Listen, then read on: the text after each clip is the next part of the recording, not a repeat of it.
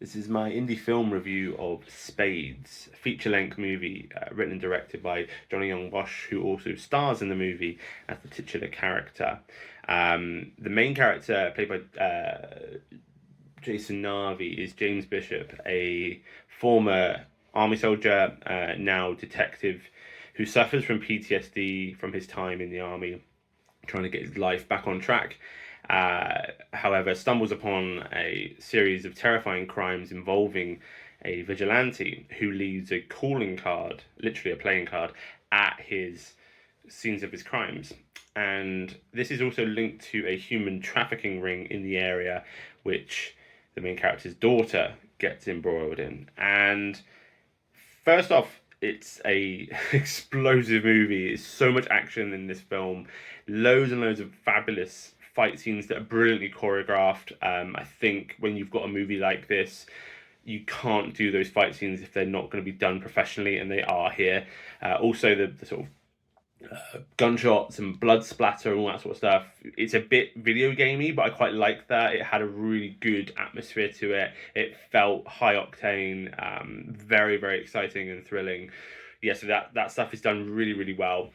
But also, what I really loved, and I mentioned this in my written review, is how, like other films of this sort of genre that are brilliant, like Taken, John Wick, stuff like that, the film creates an emotional core. It doesn't just say, look, we're really good at doing these fight scenes, so we're just going to do that. We get a lot of foundation being put in for the character, especially early on. We see the flashbacks to him in the army, these really sort of telling moments of brotherhood. And obviously, clearly, something happens to his unit, and that has now left him pretty troubled. He also has a quite a poor relationship with his daughter.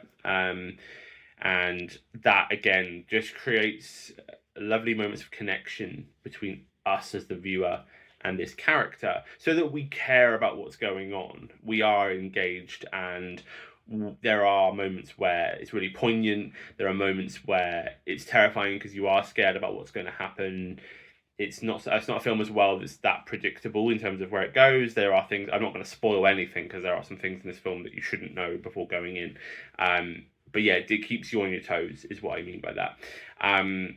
I would say it's a little bit too long. It's like an hour 55, so I think it could possibly cut a little bit out. There's some slow mo in there, which I actually really like the slow mo, but I think it does get overused a little bit. But it does make things kind of go on and on and on by the time it gets to the end. So I think some audiences may get a little bit fatigued in that sort of final section of the movie. But I was so invested by that point, I was not going to be switching this off, and I think a lot of viewers will be in the same feeling.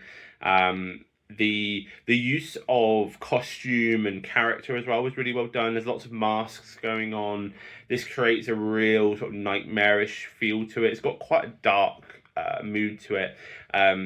In my review, I also mentioned things like Deadpool and Watchmen. This is more akin to Watchmen. It's got that darker tone to it, characters that are slightly more, offbeat, and it's not the sort of funny hijinks of Deadpool, but it does have a bit of that. I think if you like that sort of movie, there is a bit of cheekiness going on. Some of the dialogue, especially between the two main characters, once they sort of come together. So yeah, it's a fascinating film, and it's very ambitious. I like when filmmakers try and do something like this. We live in an age now where the technology has enabled things like the blood splatter and the gunshots and things like that to become a bit more. I'm not saying that's easy, but I think it's certainly more accessible now. And this film does it really well. The sound design helps as well. Because if you're going to create a movie like this, if you're going to try and do the high stakes action movie, it needs to be able to intensify everything, and it does here. The sound design is brilliantly done. The camera work as well, especially during those fight scenes. I've seen some indie movies where the fight scenes are sort of choreographed using a static camera, just sort of plays out in front of you, and you can't have that. The camera needs to be just as unstable as the action, just as terrifying, and that works really, really well. The performances are brilliant. In particular, that I mentioned in my review, let me get back to it. Nobake Shimamoto. I'm so sorry about my pronunciation there, but yeah, he plays a character called Saito, and when you've got this sort of storyline, where it is a sort of slightly fantastical storyline, with lots and lots of violence, and you want people to be scared. You need someone who is terrifying, and that character is played brilliantly. So that was sort of my standout performance. But I also think the two leading characters do really well. Yeah, it's all round. It's a really, really strong film. I think this is the sort of movie, if this popped up on Prime Video or Netflix, and it was sat like, you've just watched Taken, you've just watched John Wick, watch this. I think that was sort of how I would go. I don't think everyone's gonna love it, and I think it's got aspects in there that you will have seen before, where you've got like masked vigilantes and things like that. But I think if you're on board and you're enjoying it, there's a good reason for that. It's because it's very well made. Let me check, see what we've got in terms of anything about it. So obviously, you can go and read my written review at UK Film Review if you're watching this, whether you're watching this on TikTok or YouTube. Hi, by the way. Thanks for being on our channel.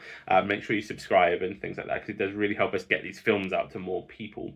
But yeah, Spades, I don't believe it has much, but it's got a trailer. It's on Vimeo, so that might be embedded in the written review.